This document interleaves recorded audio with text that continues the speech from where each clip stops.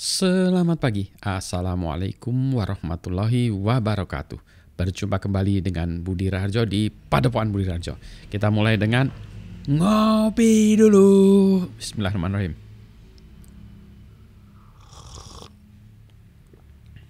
Wah, asik, kopinya dari Gunung Halu. Nih.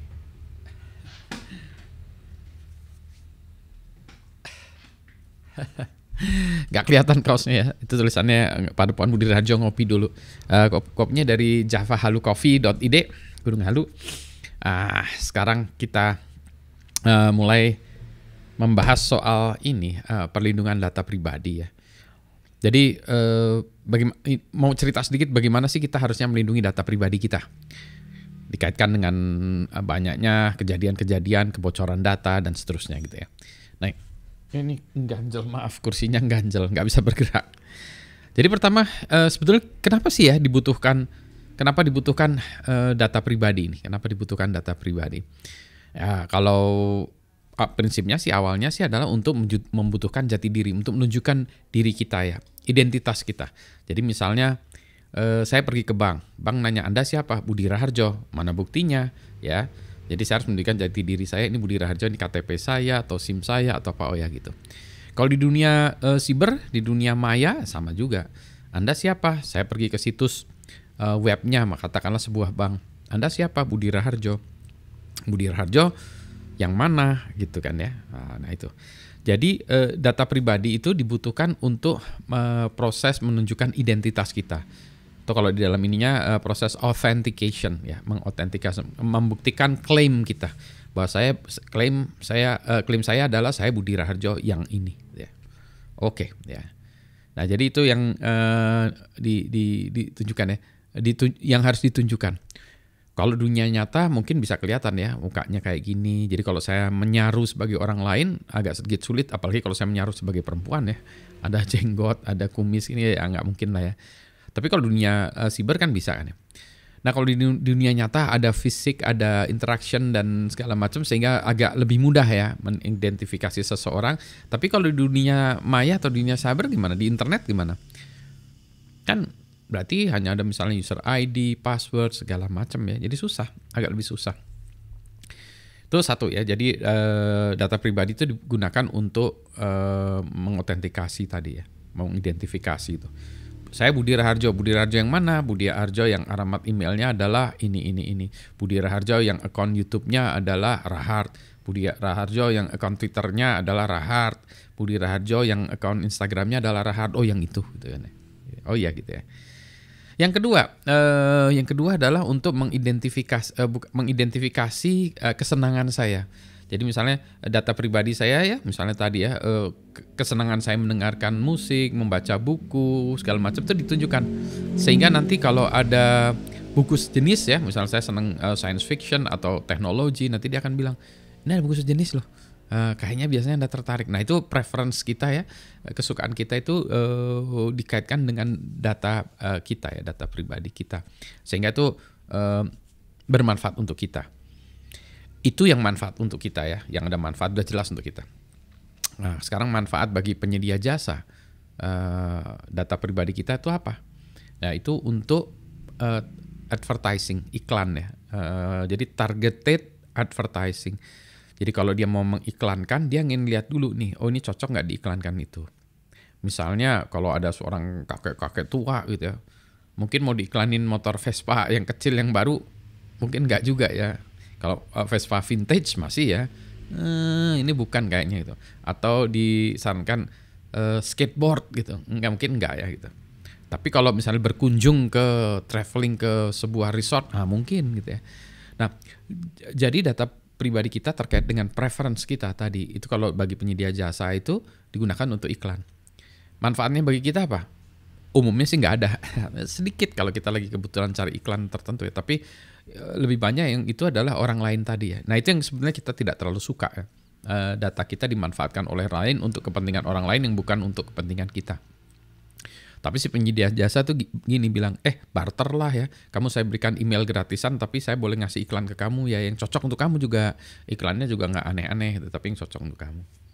Itu tergantung ya kita kalau mau dibarterin kayak gitu ya oke-oke aja ya. gitu ya. Jadi itu masih batas nih. Nah, yang kita nggak ingin data pribadi kita itu dicuri oleh orang lain, dan identitas kita tadi ya, identitas kita itu dicuri untuk membuat kejahatan atau penipuan, untuk fraud misalnya.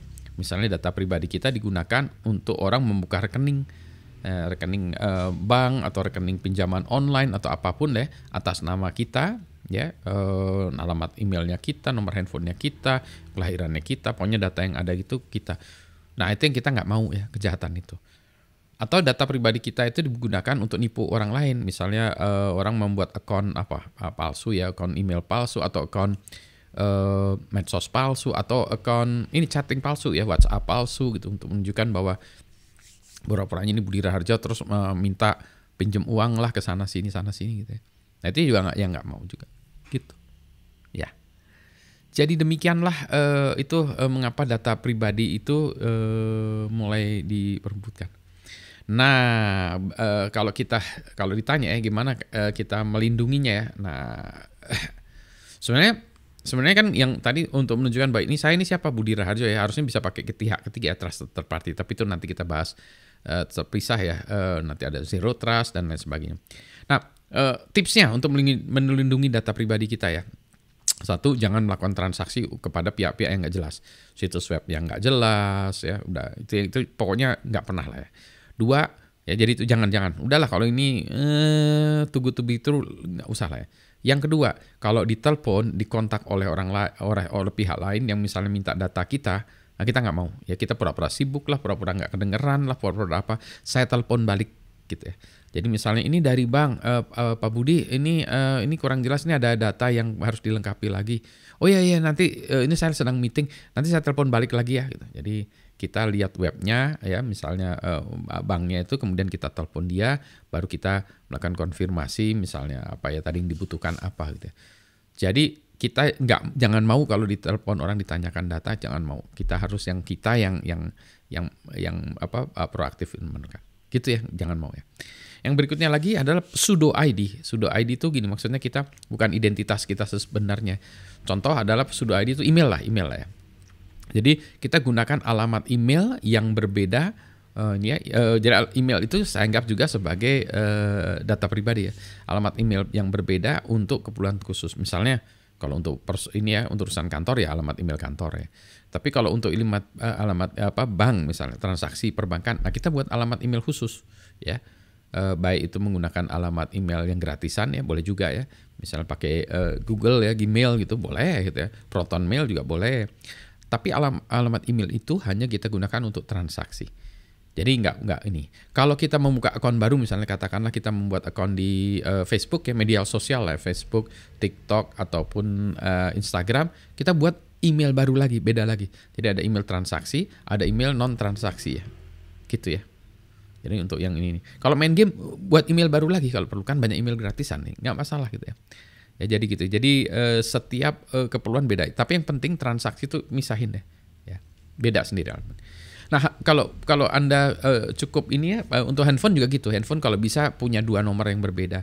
Satu untuk nomor transaksi, yang satu untuk keperluan kantor lah, keperluan sekolah lah, keperluan bersosial lah, mau Instagraman, TikTok lah, segala macam itu. Jadi ada satu transaksi, yang satu lagi non transaksi, gitu ya. Nah itu saran saya, sehingga risiko untuk di data kita ya, kredensial kita, data pribadi kita disalahgunakan oleh orang tuh menjadi lebih kecil risikonya. Gitu ya. Udah kepanjangan. Yang penting sehat semuanya. Selamat pagi. Assalamualaikum warahmatullahi wabarakatuh.